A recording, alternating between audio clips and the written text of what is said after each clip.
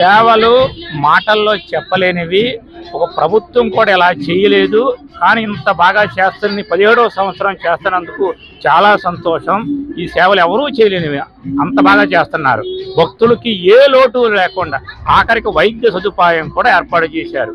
మాది తాడిపల్లిగూడెం పక్కన అల్లంపురం అండి. మాది అల్లంపురం నుంచి ఈ రోజే తిరుమల కట్టుకుని బయలుదేరామండి. వచ్చిన భోజనాలు పెడుతున్నారని చెప్పారు, కానీ భోజనాలు చాలా బాగా పెడుతున్నారు. మన భోజనంలో బాగా పెడతామే కాకుండా హెల్తీ ఫుడ్ కూడా పెడుతున్నారు.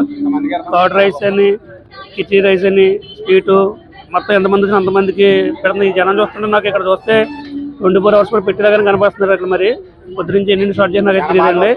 ఇప్పుడు వచ్చినందుకు కూడా చాలా బాగా రిసీవ్ చేసుకుని మరి భోజనాలు పెడుతున్నారు.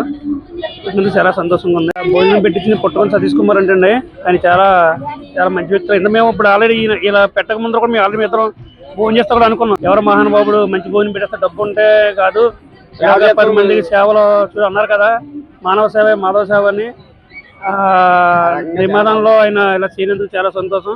ఆయన ఇంకా ఆ దుర్గమ్మ తల్లి ఇలాంటి ఇంకా ఎన్నెన్నో చేయాలని కూడా మేము కోరుకుంటున్నామండి.